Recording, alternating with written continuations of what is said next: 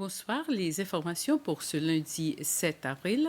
Les parents dont les enfants sont inscrits dans des structures de garde agréées bénéficieront désormais d'une aide financière accrue grâce à une nouvelle politique mise en place par l'Institut pour le développement de la petite enfance ICD, en vigueur depuis le 1er de ce mois. Lors d'une conférence de presse tenue ce matin, la directrice générale de ICD, Shirley Shopi, accompagnée d'autres responsables de l'Institut, a présenté les grandes lignes de cette nouvelle politique qui vise à améliorer l'accès et rendre plus abordables des services de garde pour la petite enfance à travers le pays. 191 enfants bénéficieront de cette aide. L'école secondaire de Grand-Anse-Praslin va servir d'exemple aux autres écoles secondaires pour la préparation des élèves ayant les aptitudes à poursuivre de longues études. L'année dernière, l'école secondaire de Grand-Anse-Praslin a offert l'opportunité à 11 élèves de la S4, quatrième année du secondaire, de passer leur épreuve de mathématiques IGCSE, tronc commun, et 10 candidats ont obtenu la note C et un élève a obtenu la note D. Le ministre de l'Éducation, le Dr Justin Valentin, s'est rendu dans cet établissement afin de féliciter les enseignants de mathématiques pour leur initiative.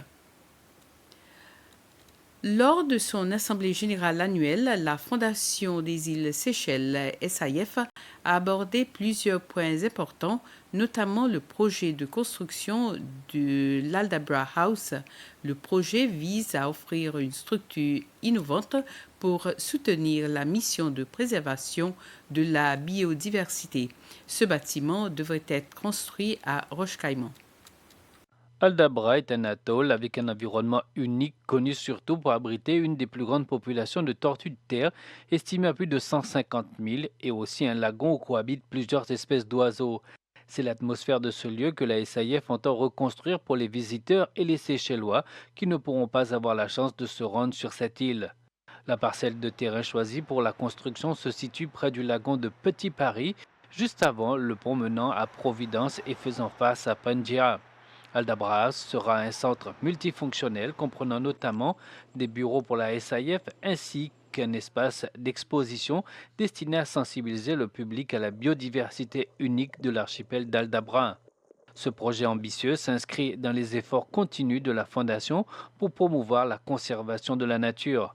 La directrice générale de la SAIF, Frauke Dogle, a indiqué que le coût total du projet est estimé à environ 20 millions de dollars. Elle a également précisé que des discussions sont en cours avec le ministère des Transports concernant l'aménagement de la route qui longe le terrain. La Seychelles Commercial Bank annonce que son agence de Victoria, précédemment située à Kingsgate House, déménagera temporairement à Sakos Tower, à côté du centre commercial Orion, à compter du 9 avril cette année.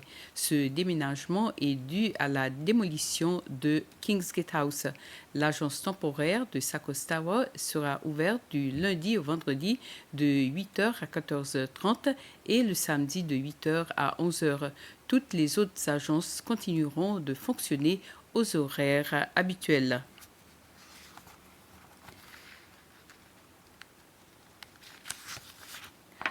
Tout au long de la semaine, la Cour d'appel va être en session. Elle va écouter plus de 10 affaires, dont une concernant une Brésilienne qui conteste sa sentence de 26 ans de prison pour importation de cocaïne et une autre qui concerne la diffusion par Intelvision de matchs de foot de la Coupe des Nations africaines. La Cour d'appel des Seychelles a entamé cette semaine sa première session de l'année 2025 avec un total de 11 affaires, dont 3 affaires pénales et 8 affaires civiles. Cette session est présidée par le juge Anthony Fernando, accompagné d'un panel de juges, parmi les cas les plus marquants figure l'appel d'une ressortissante brésilienne, Tamir Souza dos Santos, condamnée à 26 ans de prison en octobre 2024 pour importation de drogue. Elle avait été arrêtée le 29 juin 2024 en possession de 2,5 kilos de cocaïne dissimulée dans ses vêtements dans sa valise. Elle conteste aujourd'hui la sentence devant la cour d'appel. Un autre dossier attirant l'attention du public concerne un appel impliquant les droits de diffusion. Intelvision, une société de télécommunications locale, conteste une décision de la Cour suprême qui l'a condamné à verser plus de 60 000 dollars américains à MultiChoice Africa, une société basée en Afrique du Sud. Cela concerne la diffusion non autorisée de certains matchs de la Coupe d'Afrique des Nations en 2019. Le couple Mukesh Balabji et Laura Balabji représentent Intelvision dans cette affaire. La Cour d'appel devrait rendre ses jugements d'ici à la fin du mois. Ainsi termine ce flash. Merci de l'avoir suivi. Passez une soirée agréable.